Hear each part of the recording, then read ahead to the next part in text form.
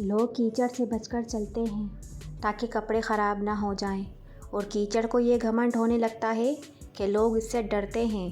ہمارے ارد گرد بھی کچھ انسان اسی غرور میں رہتے ہیں۔ کبھی بھی کسی کو کمتر نہ سمجھنا، کیونکہ 10 روپے کا پین بھی 10 کروڑ کا چیک سائن کرنے کے کام آتا ہے۔ دوسروں سے متعلق اپنی زبانوں کو سی ڈالو، کیونکہ بدگمانیاں بالکل ایک پھٹے کپڑے کی طرح ہیں، جتنا بھی سی لو کپڑا پھر بھی پھٹا ہی رہے گا۔ دولت وراثت میں مل سکتی ہے، مگر پہچان اپنے دم پر بنتی ہے۔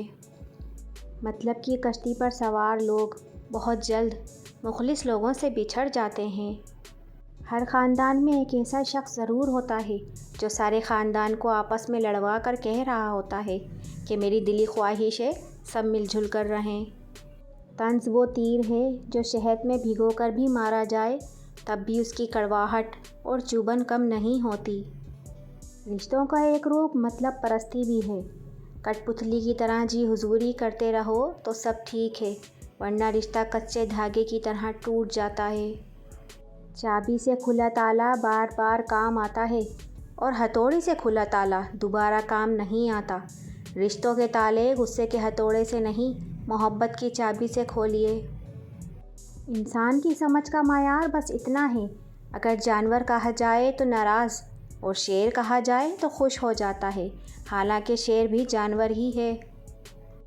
ہم نے تبصروں اور بحث میں پڑھ کر ہمیشہ ہی زندگی کا وہ حصہ برباد کیا جس میں ہم ہمیشہ مسکرا سکتے تھے۔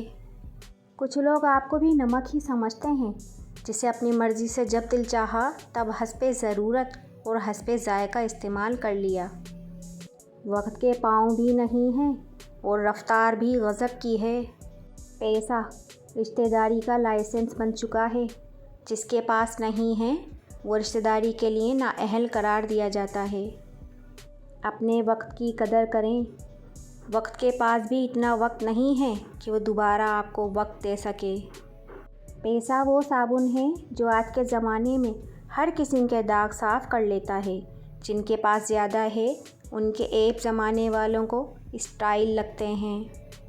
اس دنیا کے لوگ بھی کتنے عجیب ہیں نا، سارے کھلونے چھوڑ کر ہمارے جذباتوں سے کھیلتے ہیں۔ آپ کا گھر چھوٹا ہو یا بڑا، مٹھاس نہ ہو تو انسان تو کیا چونٹیاں بھی نہیں آتیں۔ وفاداری بھی آج کل ایک برانڈ ہے جسے ہر کوئی افورڈ نہیں کر سکتا۔ دل کو پانی میں رکھ دیا میں نے، آگ جیسی تھیں خواہشیں اس دل کی۔